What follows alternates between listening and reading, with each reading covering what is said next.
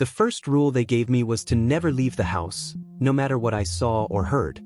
The second was even stranger: write down everything even if it did not make sense. I was not desperate, but I was curious.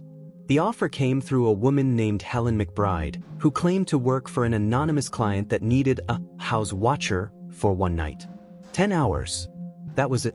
The pay was generous, the conditions simple, and the location quiet.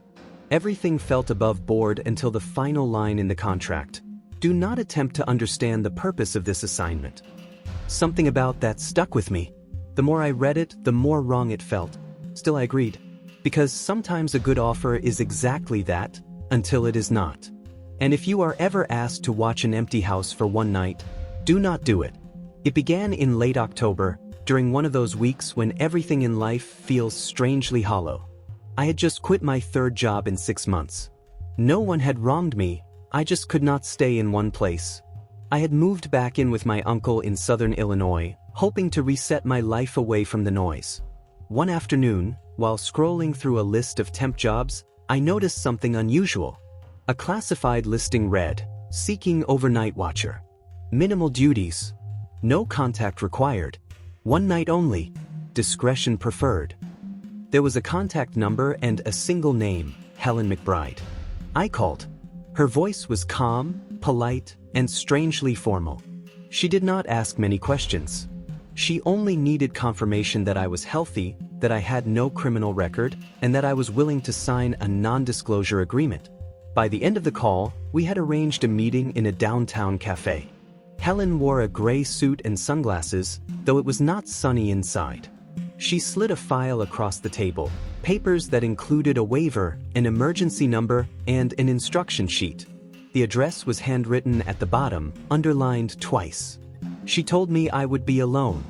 There would be cameras inside the house monitoring activity, but no one would be watching live.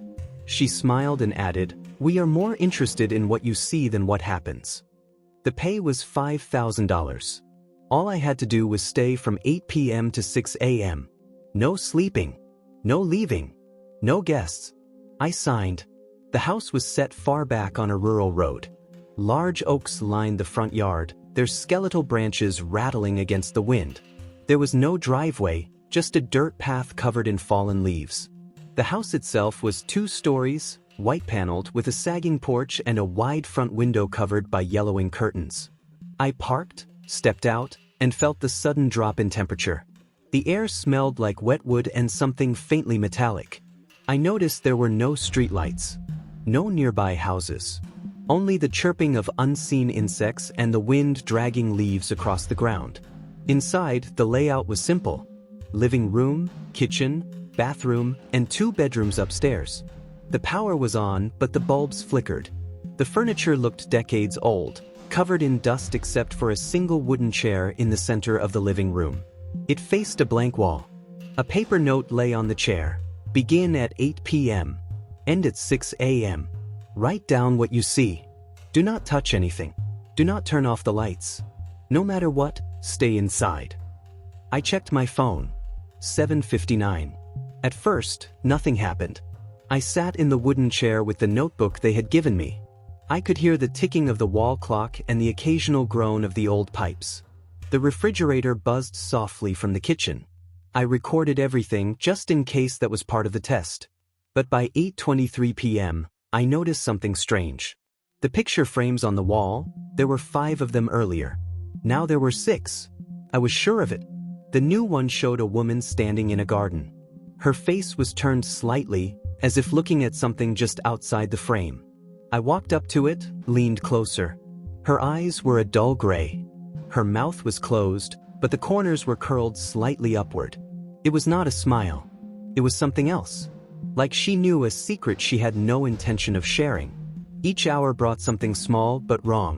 A glass of water on the kitchen counter appeared full, even though I had not touched it.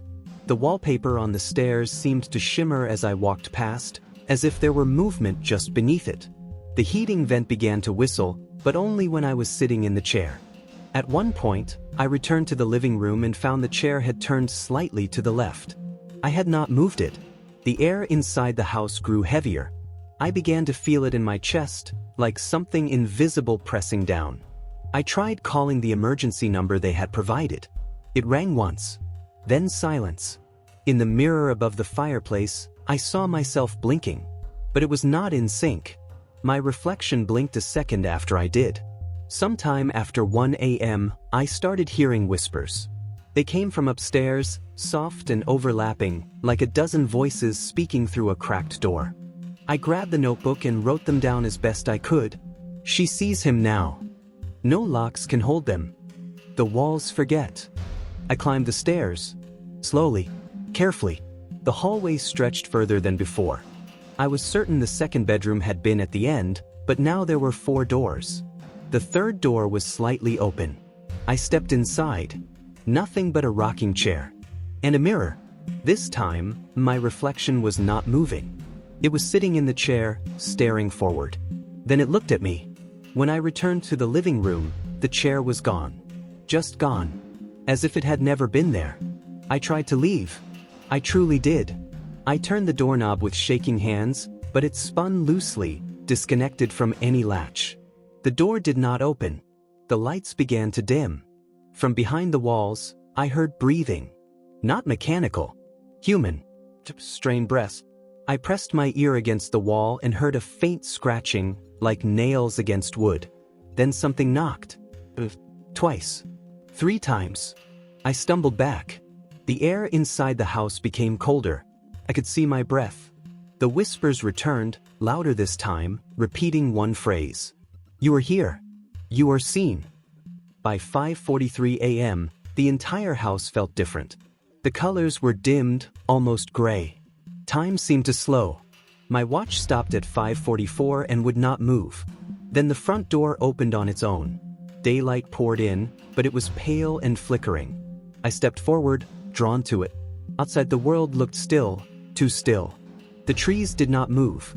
The leaves hung frozen in the air. Helen stood at the edge of the porch. She looked different, taller. Her mouth moved, but I could not hear anything. I stepped back. The door slammed shut. I ran. Upstairs. Downstairs. Looking for anything, a window, a loose panel, an exit. The mirrors in every room reflected something different. One showed me crying. One showed me screaming. One showed me with black, empty eyes. When I finally reached the attic ladder, I climbed without thinking. The attic was unfinished, filled with broken furniture and dust. At the far end, a hole in the wall glowed faintly. I crawled through, and found myself back in the living room. Same position. Same notebook. Chair back in place. The clock struck 6 a.m. The door opened. This time for real. Sunlight looked normal. The air was warm again. My car was still there. No one waited outside. I returned home. Days passed. Weeks. No calls. No emails. The number I had used to contact Helen no longer worked. The file was gone. Even the check I had received vanished from my account record. The only thing that remained was the notebook. And the pictures. Pictures I did not take. Black and white stills of me sitting in the chair. Blurred shadows behind me. One with a hand resting on my shoulder. This is not a ghost story. It is not an urban legend. It is a warning. If you are ever told to watch a house for one night, just sit, just observe, just be present. Walk away. Do not ask questions. Do not take the money. Do not sign the contract. Because that house was never empty. It was watching me, just as it is watching you now. And if it knows that you know, it may be too late.